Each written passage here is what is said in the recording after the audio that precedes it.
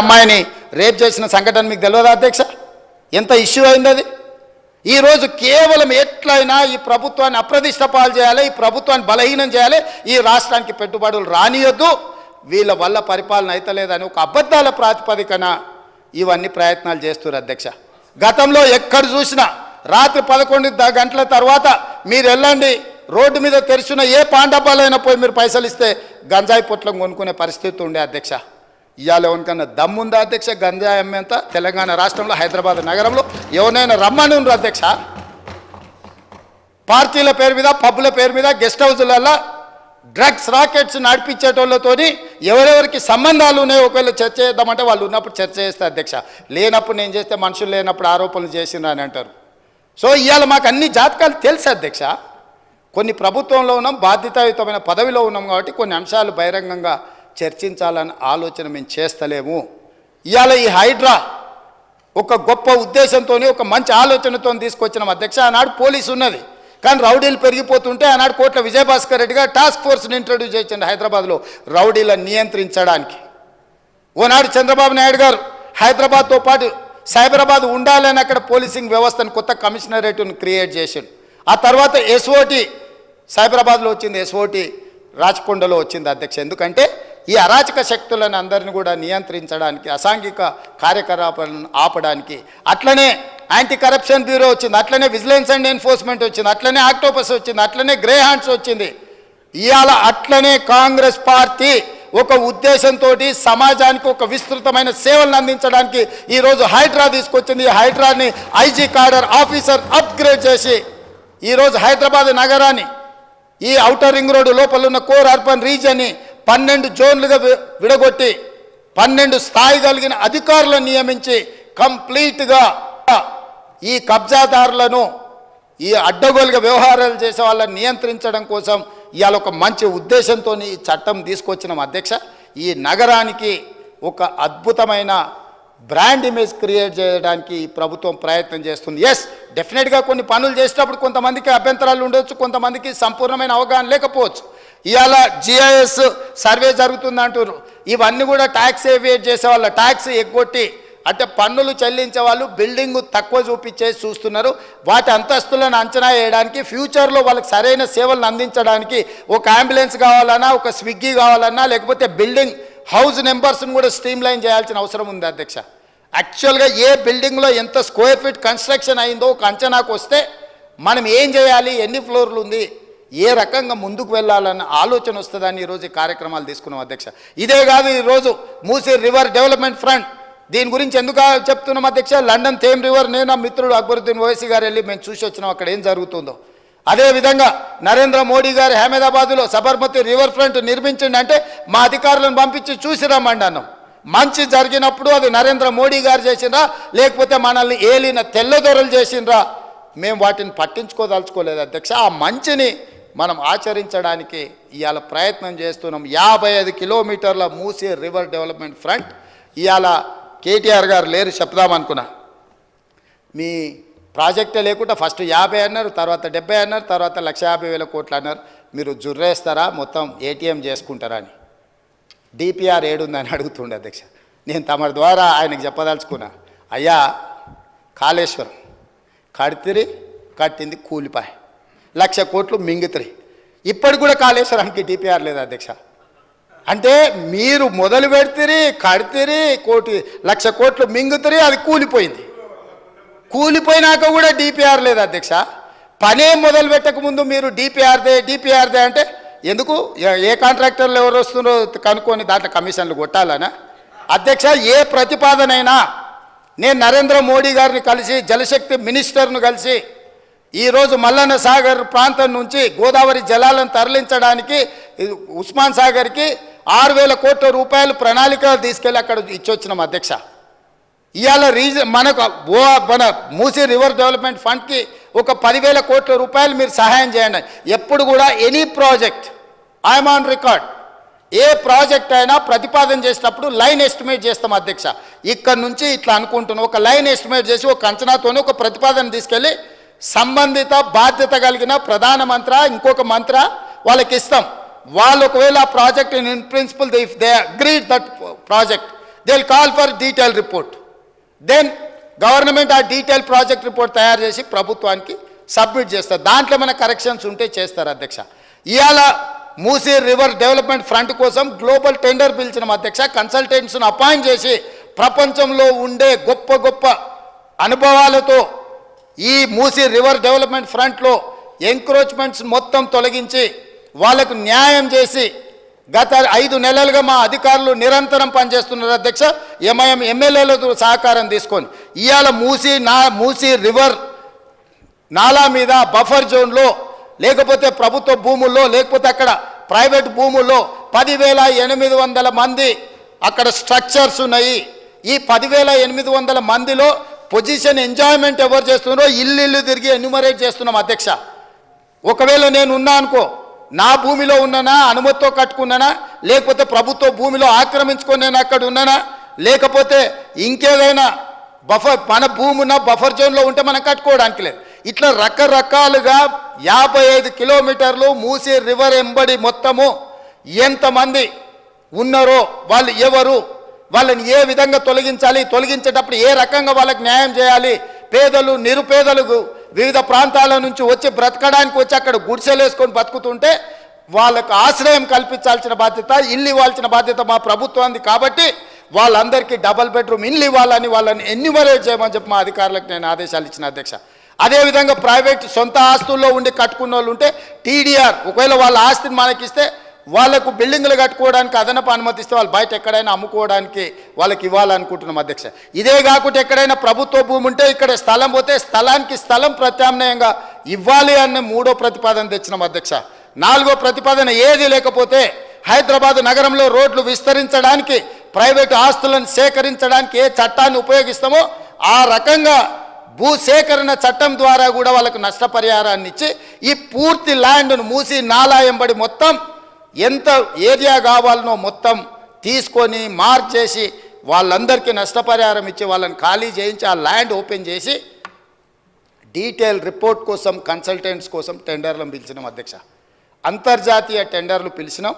తొందరలోనే సాంకేతిక నిపుణులతో కూడుకున్న బృందం, ఒక కన్సల్టెంట్ బృందాన్ని అపాయింట్ చేస్తే ఆ బృందం ఏం నిర్మించాలనో చెప్పాలి, నిర్మించడానికి ఎంత అవుతుందో చెప్పాలి, ఇందులో పెట్టుబడులు పెట్టడానికి ఇతర బ్యాంకుల నుంచి అప్పులు కానీ లేకపోతే గ్రాంట్స్ కానీ ఇప్పించాలనో చెప్పాలి, లేదా అక్కడ మనం ఐటీ కారిడార్స్ కానీ లేకపోతే ఎంటర్టైన్మెంట్ కారిడార్స్ కానీ లేకపోతే డిస్నీ వరల్డ్ లాంటి అమ్యూజ్మెంట్ పార్క్స్ కానీ లేకపోతే మూసీ రివర్ మీద మనం ఫ్లైఓవర్స్ వేసి అక్కడ చిన్న చిన్న రోడ్ల మీద చేసుకున్న చిన్న చిన్న వ్యాపారస్తులను కూడా అక్కడికి తరలించి వాళ్ళకి వ్యాపారం ఎట్లా చేయాలి, వీటన్నిటి కోసము మేము అందులో నిపుణులైన వ్యక్తుల కోసము సంస్థల కోసం చేస్తున్నాం అధ్యక్ష. మేము ఎప్పుడు చెప్పలే 80,000 పుస్తకాలు చదివినాం, అంతా నాకు తెలుసు. మెదడు రంగరిచ్చి పిండి కడితే కాళేశ్వరం అయిందన్నారు. ఆ మెదడు రంగరిచ్చి కట్టి పిండి చేసి వెనక్కి తిరిగి చూసేవరకల్లా కుప్పగూలింది అధ్యక్ష. మేడిగడ్డ కాస్త మేడిపండు అయింది. అందుకే మేము 80,000 పుస్తకాలు చదివినామని అతి తెలివితేటలు ఈ ప్రభుత్వం ప్రదర్శించదలుచుకోలేదు. ఏ పని ఎవడు చేయాలనో వాడే చేయాలా. గాడిద పని గాడిదనే చేయాలి, కుక్క పని కుక్కనే చేయాలి. కుక్క పని గాడిద చేస్తే నడ్డిరిగిందని వెనకటికి తెలుసు కదా అధ్యక్ష మీకు. అట్లయితుంది, కాలు ఎరిగినట్టు నడ్డిరుగుతుంది అధ్యక్ష. అట్లాంటి తప్పులు మేము చేయదలుచుకోలేదు. నా ఉద్దేశం అది కాదు. నేను పరిపాలన అనుమతి ఇవ్వగలను, నాకేం కావాలనో చెప్పగలను యాజ్ ఏ స్టేట్ హెడ్. దాంట్లో ఎవరు ఉంటే ఇప్పుడు మనం ఇల్లు కట్టుకుంటే స్ట్రక్చరల్ ఇంజనీర్ స్ట్రక్చర్ ఇస్తాడు, సివిల్ ఇంజనీర్ సివిల్ ఇస్తాడు, అదర్ ఇంటీరియర్స్కు ఆర్కిటెక్ట్ ఇంటీరియర్ డిజైనర్ ఇంటీరియర్స్ ఇస్తాడు. ఏ పని ఆ పని చేస్తారు అధ్యక్ష, ఎవరి పని వాళ్ళు చేస్తారు.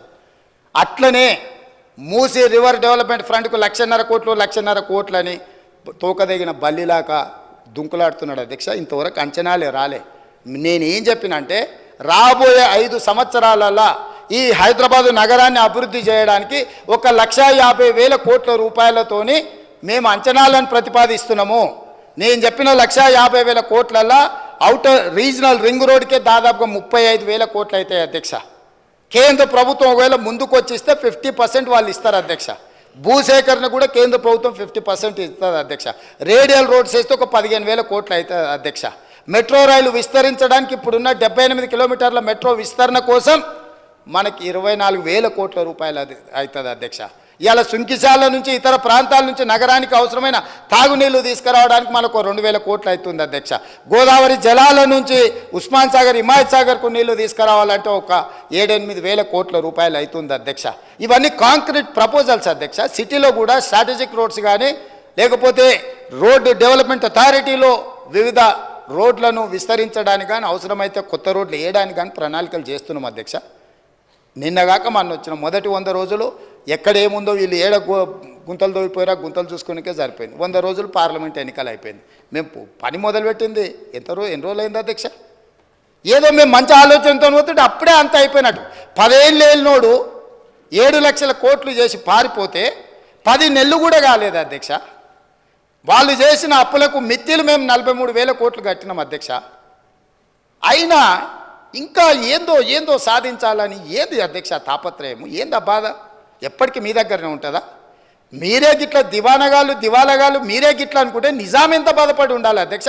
7 తరాలు ఏలిన 220 సంవత్సరాలు ఏలిన నిజాం నవాబు రాజ్యం పోతే ఎంత బాధపడి ఉండొచ్చు అధ్యక్ష? నిజాం నవాబులే ప్రజాస్వామ్యానికి తల ఒగ్గి ప్రజలకు ప్రభుత్వాలు ఇచ్చి భూములు ఇచ్చి వాళ్ళు కట్టినవే కదా అధ్యక్ష. ఇవాళ అసెంబ్లీ ముందరలోని అసెంబ్లీ ఎవరు కట్టిరు అధ్యక్ష? ఉస్మానియా యూనివర్సిటీ క్యాంపస్ ఎవరు కట్టినరు అధ్యక్ష? నిజాం కాలేజ్ ఎవరు కట్టినరు అధ్యక్ష? ఆలియా స్కూల్ గర్ల్స్ స్కూల్ ఎవరు కట్టినరు అధ్యక్ష? ఉస్మానియా హాస్పిటల్ ఎవరు కట్టినరు అధ్యక్ష? హైకోర్టు బిల్డింగ్ ఎవరు కట్టినరు అధ్యక్ష? అండర్ గ్రౌండ్ డ్రైనేజ్ ఎవరు కట్టినరు అధ్యక్ష? పురాణ పూల్ ఎవరు కట్టినరు అధ్యక్ష? ఇన్ని నిమ్స్, ఆర్థోపెడిక్, నీలోఫర్ హాస్పిటల్, జడ్జిఖానా, ఇట్లాంటి హాస్పిటల్ ఎవ్రీ స్పెషలైజేషన్ ఆర్థో కానీ గైనిక్ కానీ జనరల్ హాస్పిటల్ కానీ ఫీవర్ హాస్పిటల్ కానీ కోరెంటీ. ఇప్పుడు మీరు కోవిడ్ వచ్చినాక క్వారంటైన్ అంటున్నారు అధ్యక్ష. వీళ్ళందరూ పుట్టకముందే నిజాం గుర్తించి ఇట్లాంటి రోగాలు వస్తాయని quarantine hospital, Niloufer hospital Nallakunta దగ్గర తెలుసు కదా అధ్యక్ష, మనం చూసిందే కదా. అది కోరెంటీ అని అంటారు. ఏంది అధ్యక్ష క్వారంటైన్ అంటే? ఏవైనా జబ్బులు వచ్చినప్పుడు, చిన్నపిల్లలకి ఏదైనా ఇబ్బంది వచ్చినప్పుడు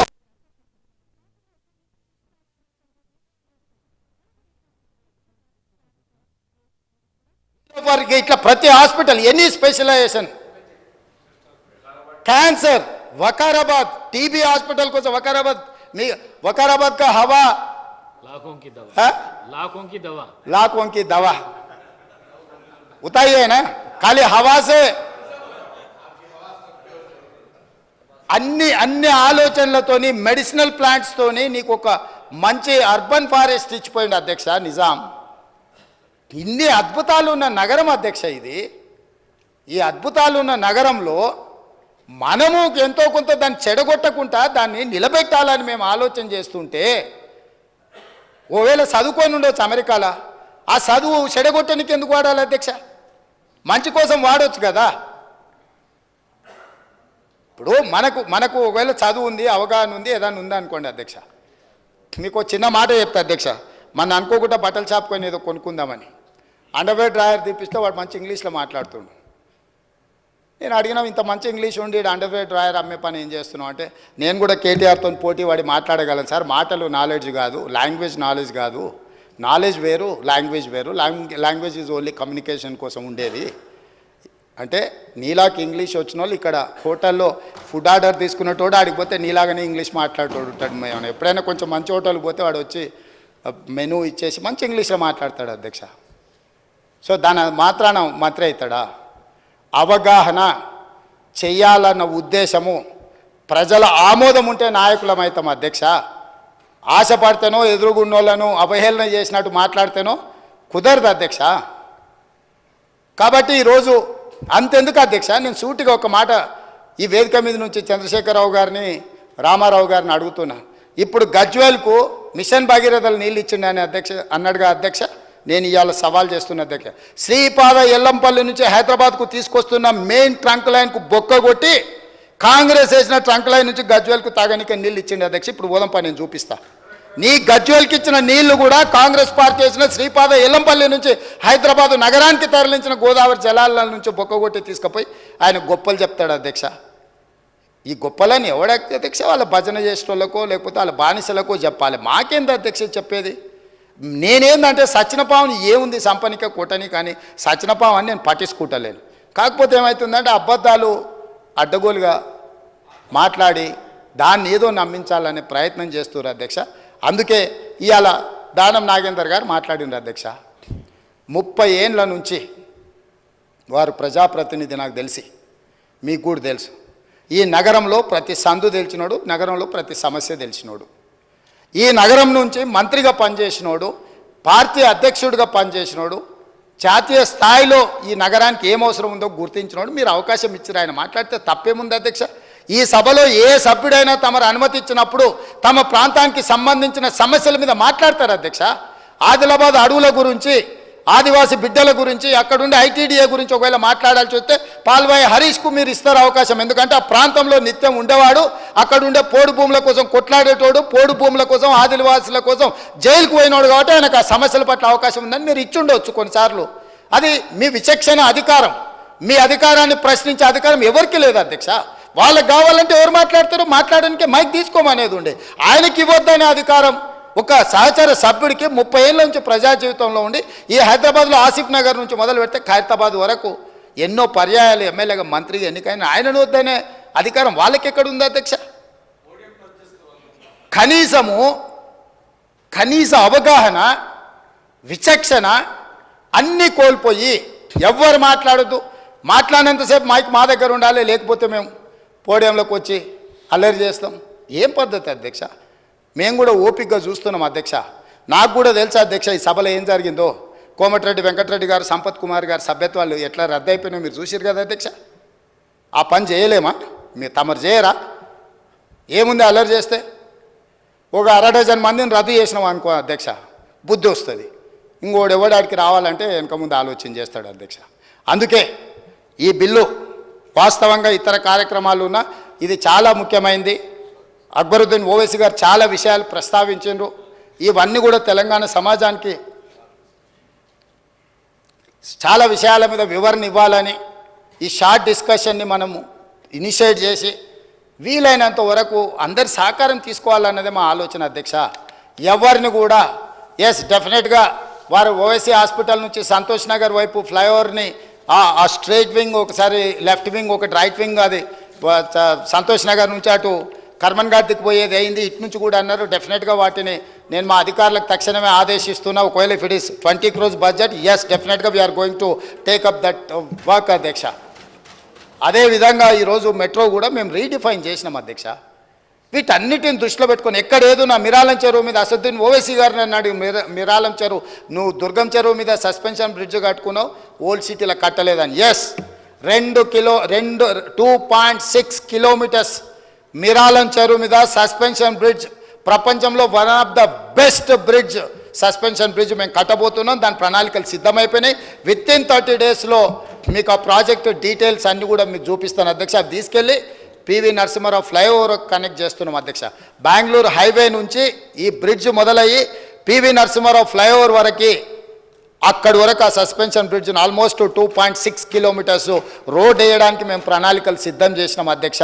అక్కడనే లండన్లో వాట్ ఈస్ దట్ భయ ఉప్పర్ జాకే సబ్ కుछ दिखा रहे ना, London eye, maybe London eye is as London eye, అట్లాంటిది సేమ్ మిరాలం చెరువులో అక్కడ జూ పార్కు కూడా ఉంది. అక్కడికి పిల్లలు చాలామంది ఇతర ప్రాంతాల నుంచి సందర్శకులు వస్తారు కాబట్టి లండన్ ఐ లాంటి టవర్ని మిరాలం చెరువులో కట్టదలుచుకున్నాం అధ్యక్ష. ఈ హైదరాబాద్ నగర అందాలు ఎక్కడి నుంచి వచ్చినా చూడడానికి మా శ్రీధర్ బాబు గారు హైదరాబాద్ ఐ అని పెట్టమన్నారు. డెఫినెట్గా వారు ఐటీ ఇండస్ట్రీస్ మినిస్టర్, మీకు తెలుసు కదా అసలే వారు బాబు గారు, వారు ఆదేశించండి అంటే మనం అమలు చేయాల్సిందే. డెఫినెట్గా హైదరాబాద్ హై కింద అక్కడ మనం అద్భుతమైన టవర్ను మనం నిర్మించుకోబోతున్నాం అధ్యక్ష. నేను ఇక్కడి వైపే కాదు అధ్యక్ష, నిజమైన నగరానికి నిజమైన అభివృద్ధిని తీసుకురావాలన్నదే మా ఆలోచన అధ్యక్ష. దాంట్లో భాగంగా మేము పని చేస్తాం, అందరిని కలుపుకొని పోతాం. వైరుధ్యాలు ఉండొచ్చు, నేను మళ్ళీ చెప్తున్నా, ఆనాడు తెలుగుదేశంకి కాంగ్రెస్కి వైరుధ్యాలు ఉన్నాయి, కానీ అభివృద్ధి విషయంలో ఎలాంటి వైరుధ్యం చూపించకుండా అంతకంటే ఇంకా వేగంగా అంతకంటే గొప్పగా అభివృద్ధి చేసినాం కాబట్టి ఇవాళ ఈ నగరానికి అంతర్జాతీయ గుర్తింపు వచ్చింది అధ్యక్ష. గతంలో అంతో ఇంతో వాళ్ళు ఏమైనా చేసి ఉండొచ్చు. ఏం చేసిరు అధ్యక్ష? ప్రగతి భవన్ అని వాళ్ళు ఉండడానికి ఇల్లు కట్టుకురు, సచివాలయం అని ఆయన కూర్చోనికి ఆఫీస్ కట్టుకుండు. ఈ 2 తప్ప హైదరాబాద్లో కట్టింది ఒకటి చెప్ప అధ్యక్ష. చెప్పండి, మీరు చెప్పండి అధ్యక్ష. నేను అడుగుతున్నా, నేను ఓపెన్ డిబేట్ చేస్తున్నా. వాళ్ళ సౌలభ్యం కోసం, వాళ్ళ విలాసవంతమైన జీవితం కోసం, వాళ్ళ యొక్క పిచ్చి కోసం అందులో 2 నిజాం కట్టిన మసీదులు, రాజశేఖర రెడ్డి గారు ఉన్నప్పుడు షబ్బీర్ అలీ గారు కట్టిన నమాజ్ చేసుకున్న మసీదులను కూలగొట్టింది అధ్యక్ష. ఆ పాపం ఎక్కడికి పోతుంది అధ్యక్ష? మసీదులను షహీద్ చేస్తే మసీదों को शहीद किए तो वही आप भी शहीद हो गए सरकार से. ఆడ ఒక అద్భుతమైన టెంపుల్ ఉండేది. ఆ టెంపుల్ ఎప్పుడు 103 సంవత్సరాల హిస్టరీ ఉన్న టెంపుల్. అక్కడ ఎవరు ఏం చేసినా కూడా అక్కడ మొక్కి పనులు మొదలెట్టి ఆ టెంపుల్ కూడా తొలగించండి అధ్యక్ష. అమ్మవారి టెంపుల్ అదే. సో నీ సెంటిమెంట్ల కోసం ప్రజల సెంటిమెంట్ను ఫనంగా పెడితే ఏమైంది అధ్యక్ష? చివరికి దిక్కులేని పరిస్థితి వచ్చింది అధ్యక్ష. ఒక దగ్గర శాసనసభ కోల్పోవాల్సి వచ్చింది, అధికారాన్ని కోల్పోవాల్సి వచ్చింది, పార్లమెంట్లో 0 వచ్చింది. కాబట్టి ఇప్పటికైనా ఇట్లాంటి విషయాలు వచ్చినప్పుడు మనందరం కలిసికట్టుగా ఒక తాటి మీదకి వచ్చి మన నగరాన్ని అభివృద్ధి చేసుకోవడానికి సహకరించాలి. తప్పకుండా విదేశీ పర్యటనల నుంచి ఇప్పుడు కొరియాలో కూడా కొన్ని విషయాలు చూడడానికి వెళ్తున్నాం. అమెరికాలో కూడా కొన్ని అభివృద్ధి కార్యక్రమాలు ఏం తేవాలా, ఏ రకంగా పెట్టుబడులు తీసుకురావాలనో వీటన్నిటిని కూడా చూస్తాం అధ్యక్ష. మాకున్న అనుభవాలే కాదు, అనుభవాలు ఉన్న గొప్ప వ్యక్తుల నుంచి కూడా సూచనలు తీసుకొని హైదరాబాదు నగర అభివృద్ధి కోసం, తెలంగాణ కోసం green Telangana 2050 big master plan మేము ప్లాన్ చేస్తున్నాము. ముచ్చర్లలో నేను అనౌన్స్ చేసిన హైదరాబాదు నగరం కులీ కుతుబ్ షాహీ మొదలుపెట్టింది. సికింద్రాబాద్ నగరాన్ని బ్రిటిషర్ సహకారంతో కట్టిరు. సైబరాబాద్ నగరాన్ని రాజశేఖర రెడ్డి, చంద్రబాబు నాయుడు కట్టిర్రు. ఈ 3 నగరాల తర్వాత వచ్చేదే 4th సిటీ.